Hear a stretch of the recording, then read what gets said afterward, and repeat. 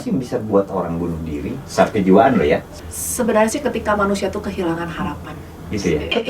Hidup tuh kan bicara tentang reason of life ya. Cuman kita tuh tidak menjadi bangsa yang mengajarkan seseorang tuh reason of life-nya apa. Kita tuh bukan bangsa juga yang diajarkan untuk berempati kalau orang lagi nggak baik-baik aja. Di tengah zaman yang sekarang ini menurut aku sih lebih edan ya.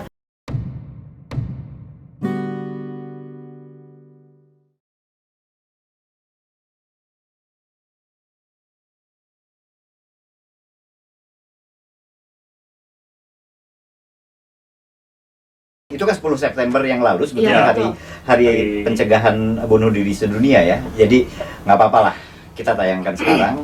Nah gini, saya punya data itu juga soal kasus bunuh diri. Jadi rupanya dok, ini tapi 2016 ya, Balitbangkes itu, Balitbangkes itu pernah bikin mungkin riset apa survei, metodenya saya kurang tahu. Ada 5 orang per hari yang bunuh diri loh. Betul. Artinya jadi ada 1.800 orang Ya. per tahun. Jadi kalau dirata-ratakan setiap hari itu ada berapa? Ada 5 orang per hari. Dan setengahnya itu adalah usia 10 sampai 39 tahun. Kemarin kita ngelakuin survei di anak kuliahan, sampelnya hampir 3.600, yang sudah depresi itu hampir 70% loh Pak. Anak SMA, Anak kuliah. anak kuliah. Ya, yang cemas, gangguan cemas dan panik itu sekitar 60%-an. Yang punya ide bunuh diri itu sekitar 14%. 14% 14% loh Pak, dari 100, 14 itu teh. Jadi Sampai teka, saya tuh bilang, iya, maksudnya, dulu orang tabu mungkin ya mikir kayak gitu. Orang nggak akan nanya gitu, kenapa sih gitu. Tapi sekarang tuh orang, kalau saya praktek sehari itu ternyata salah satu rekomendasi itu bertanya, kamu ada kepikiran nggak untuk mengakhiri hidup? Kamu pernah terpikir nggak untuk mengakhiri hidup? Itu data sebelumnya juga sama di anak bidik misi, tapi ini yang beasiswa negara itu yang sudah melakukan dan gagal tuh ada sekitar 4-5%. Yang sudah pernah melakukan percobaan dan karena dia gagal kan dia masih bisa ngisi kuesioner ya gitu. Tapi itu tuh tinggi loh angkanya. Gitu. Kalau iseng nih, kadang kalau saya iseng buka jadi search engine gitu ya, terus kasus bunuh diri itu tuh setiap hari hampir loh, setiap hari ada 2 atau 3 kasus. Ya. Dokter Elvin, kalau ngelihat fenomenanya bunuh diri itu kan tadi jumlahnya tinggi itu. Betul. Bahkan 5 orang per hari kalau data 2016 dari Kementerian Kesehatan. Kalau saya bayangin itu kan berarti banyak yang melakukan itu. Dan kok bisa? Saya pernah dapat berita juga gitu, anak kecil ada yang bunuh diri. Kok bisa gitu? Itu yang sesuatu yang buat saya mah asa mustahil. Tapi gue justru bingung, justru orang tua kayak misalnya Robin Williams. Itu kan umur berapa? 60 tahun? Iya kan? Iya. Bunuh diri. Itu menurut saya lebih nggak masuk akal Lagi daripada dia anak seorang kecil. komedian ya. Iya.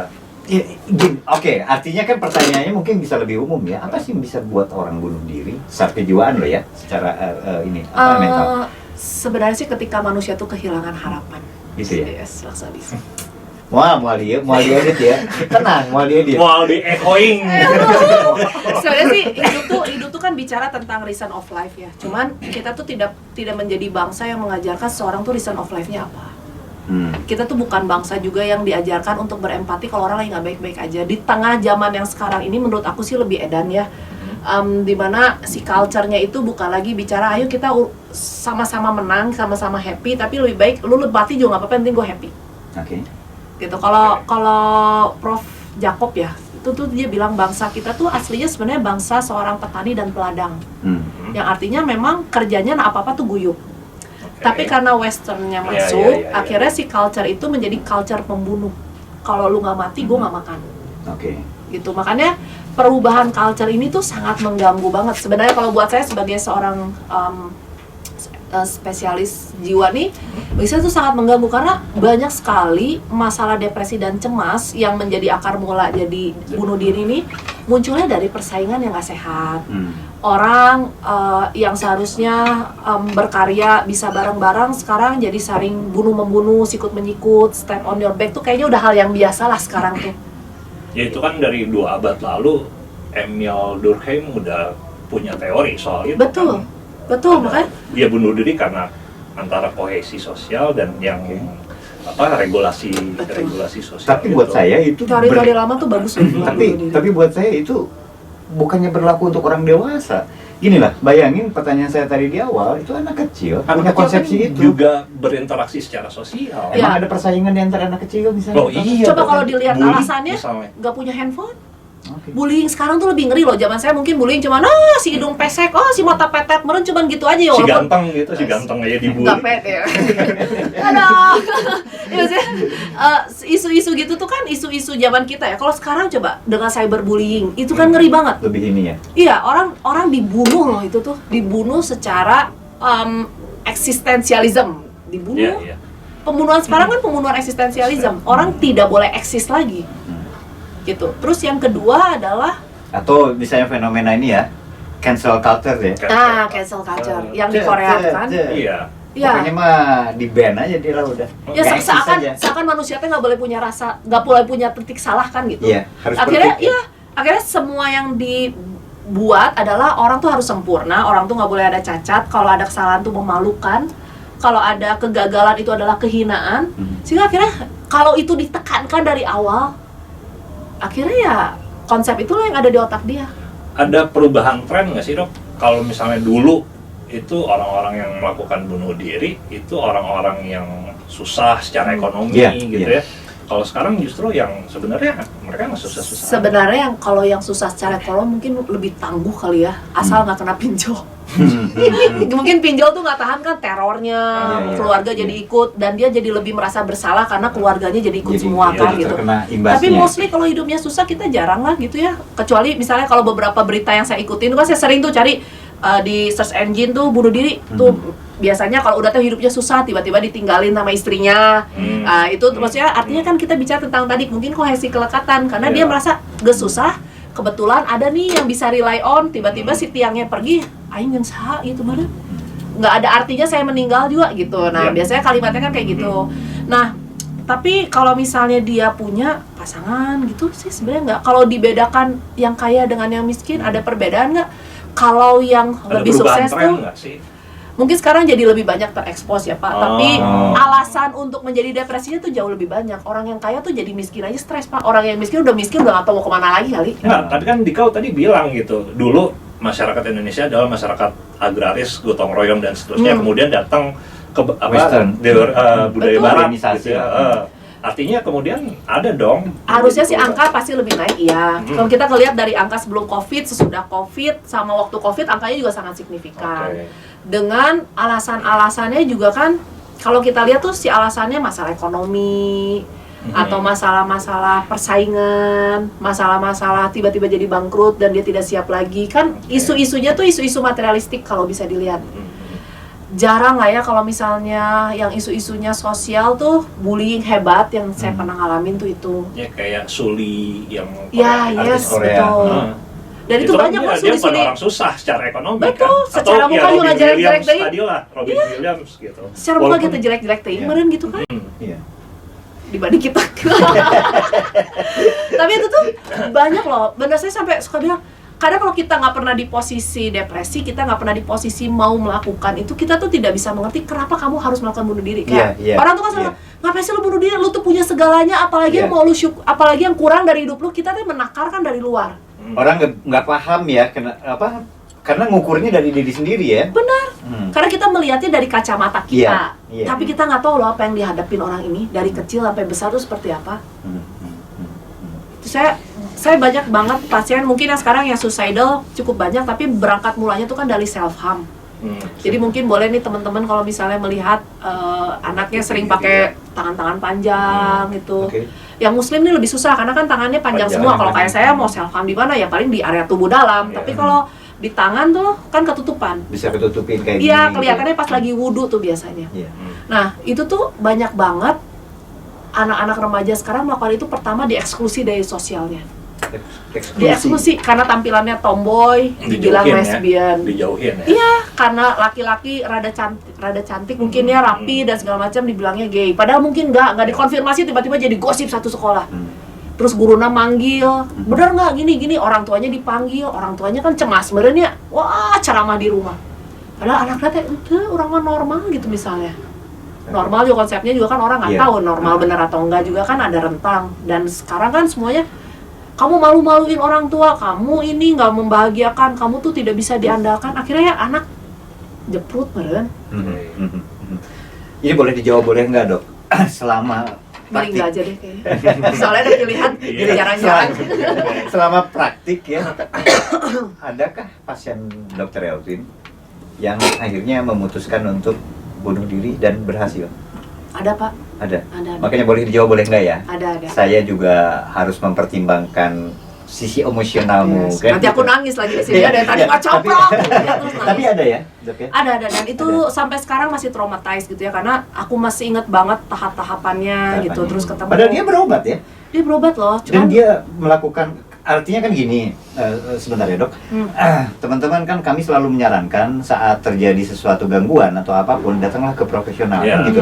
Itu yang kami yakini, artinya bukan datang ke dukun, bukan baca-baca sendiri, konfirmasilah ke ahlinya kan gitu. Dan pasien yang bersangkutan itu kan datang ke dokter Elvin, Datang. as a profesional, Diko juga sangat tahu bagaimana terapinya dan sebagainya. Tapi dia melakukan itu juga. Apa yang terjadi sebetulnya dok? kalau kasus yang pertama sih mungkin nggak, rata-rata gini, orang dengan bunuh diri tuh datang kalau sudah tinggal loncat Pak, kalau aku bilang. Oh gitu. Jadi jarang tuh dari awal-awal. Oh, Jadi udah sampai fatal, ya, fatal. udah iya. Itu baru datang. Itu baru datang, atau Terlambat dia, maksudnya ya, iya, berarti. atau dia udah melakukan ketahuan, itu baru datang. Oh, oke. Gitu. Dan kadang keluarga tuh nggak aware kalau ini tuh kegawat daruratan. Oke. Jadi kadang kalau suka disaranin yang misma yang kedua ya, aku tuh menyarankan untuk rawat inap. Ini udah nggak baik-baik aja. Terus dibilangnya bisa kok, bisa, keluarga bisa ngurus. Nah saya tuh udah bilang nanti malam harus begadang. Udah saya kasih itunya, malam harus begadang, nggak boleh Karena tinggal dokter Elvin sendiri. ngelihat indikasi ya. Udah pasti ini udah tinggal one step ahead lah kalau saya bilang. Udah gitu, udah akhirnya kejadian ya gitu. Nah itu memang shocking sih sebenarnya. Perlu tisu? Mas jangan lagi berusaha menarik Oke, air mata. lanjut. Nah terus yang pertama ini datang juga udah late, sempat membaik, terus ketemu orang yang salah. Maksudnya? Jadi dalam perjalanan tuh kan kita nggak tahu ya, lagi berobat jiwa, Tuhan tidak memberikan kebaikan dengan menghindarkan semua orang-orang jahat dalam hidup kan. Ketemu orang yang ngomongnya nggak enak, akhirnya bener perasaan ya saya nggak layak hidup dan nggak tahu terima kasih, nggak tahu diuntung, lebih baik mati aja, kejadian tuh. Kejadian. Dibanding dia pulang ngomong ke orang tuanya bahwa dia mempermalukan adab orang tuanya. Karena kan kadang kalau orang nggak nalar tuh ngomong suka bawa-bawa orang tua kan. Iya, Orang tua benar. kamu nggak tahu tuh ngedidik kamu, nggak tahu Iya, iya. diuntung, anaknya nggak tahu berterima kasih, itu sering tuh. Hmm. Itu jadi moga-moga tidak ada lagi sekarang.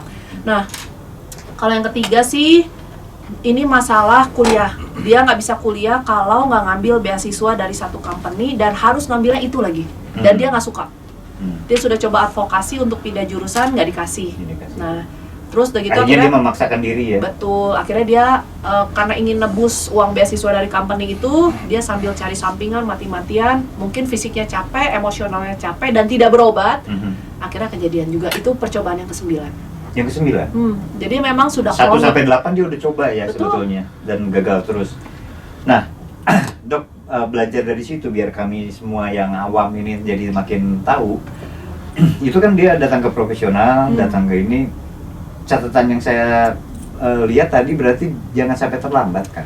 Bener. Karena 3 itu kan terlambat sebetulnya ya. 3 itu terlambat, delay, terus nggak ada orang yang mendampingi Pak. Oke, nggak ada orang yang mendampingi. Betul. Artinya kalau mau menghindari itu atau menekan tingkat bunuh diri harus ada yang mendampingi. Benar, jadi prinsip bunuh diri itu kan you are not alone ya. Kamu tuh nggak sendiri, kita bisa fight together. Oh, There's kirain still hope. kita bisa bunuh diri sama-sama. Tadi tiba-tiba nyanyi You Are Not Alone tuh bener banget loh, Michael Jackson itu You Are Not Alone tuh bener banget gitu. Cuman ya kan nggak mungkin saya bilang You Are Not Alone loh gitu. Iya. Tapi pas lihat tengah celingak sahanu alone aja gitu. Iya. Kalau nak edan meureun terus temen eueuh rek di mana deunya kan bingung.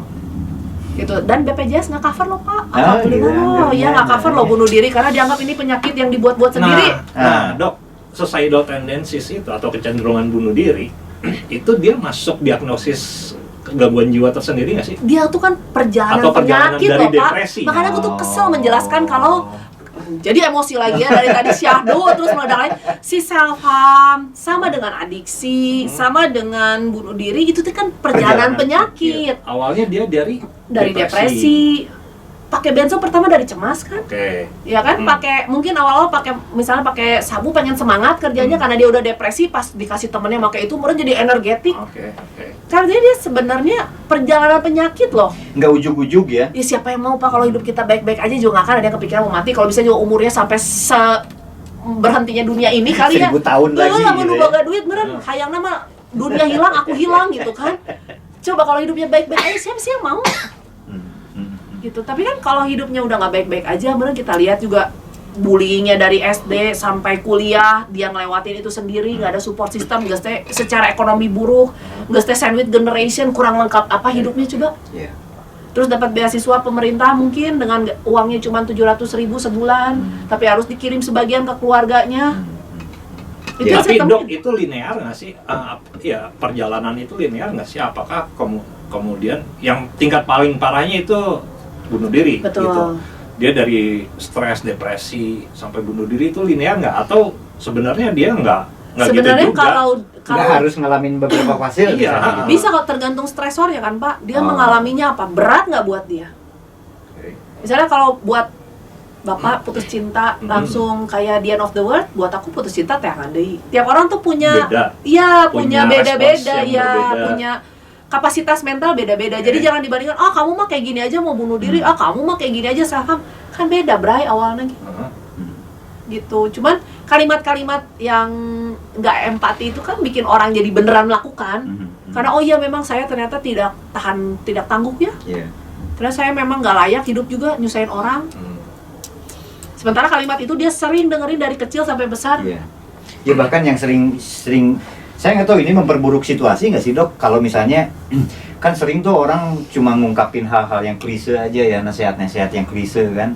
Jadi misalnya ya udah kamu harus lebih banyak, ya bagus berdoa tuh bagus, kita semua tahu bagus. Betul. Tapi kan itu klise kan. Terus menghibur hati, kamu udah aja main dulu, tenangin dulu, relax. Itu membantu nggak sih kalimat-kalimat seperti itu sebetulnya buat orang-orang yang punya kecenderungan bunuh diri? Itu enggak Pak. Enggak. Itu parah banget. Kalau udah bunuh diri tuh udah harus berobat. Kalau udah self harm tuh udah harus Berobat berobat. ya? Iya betul. Karena jangan sampai pas liburannya bunuh diri. Kan ada tuh waktu itu kejadiannya di Bali. Oke. Jadi buat Dokter Elvin dan teman-teman ini buat saya ini hal yang sangat penting ya.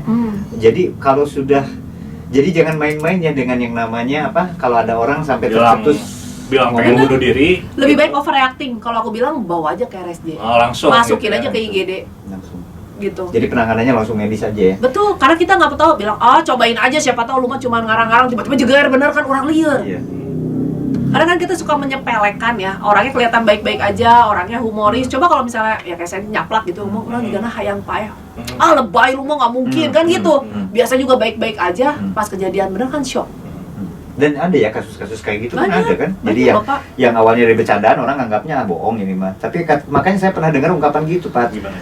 Ya hati-hati kalau ada orang, jangan pernah sepelekan orang yang misalnya meskipun dia bercanda tapi ngungkapin orang yang maut pengen mati, ya ada bawah sadar yang sebetulnya juga terlompat jujur gitu. Di Riskesdas itu ada nggak sih pemisahan yang dia sudah ngungkapin ingin bunuh diri Belum. atau yang tidak mengungkapkan sama sekali, itu lebih banyak yang mana? Oh, gue nggak tahu.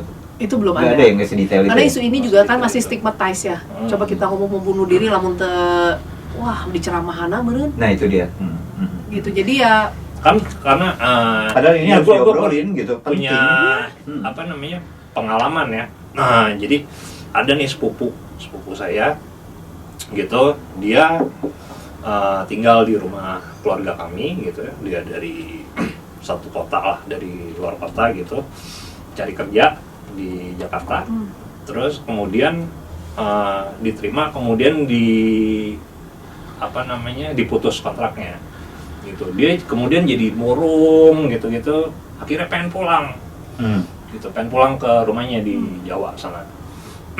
Oke lah, kemudian saya sama bapak saya nganterin gitu, kita naik bis gitu nganterin.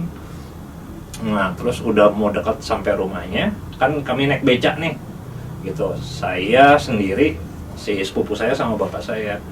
Udah mau dekat sampai rumahnya, si sepupu saya itu lari, kebetulan hari udah gelap ya, lari dan dia tuh terjun ke sungai di situ.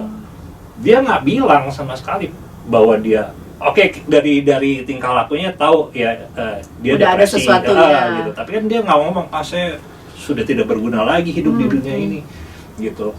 Itu gimana tuh yang kayak gitu tuh? Sebenarnya kan mungkin Dia nggak ngungkapin loh. Kalau misalnya dia bilang saya pengen udahlah saya nggak ada gunanya hidup ini, ya udah langsung aja masukin gitu ke kita amanin rumah sakit gitu kan, langsung diamanin. Ini kan enggak.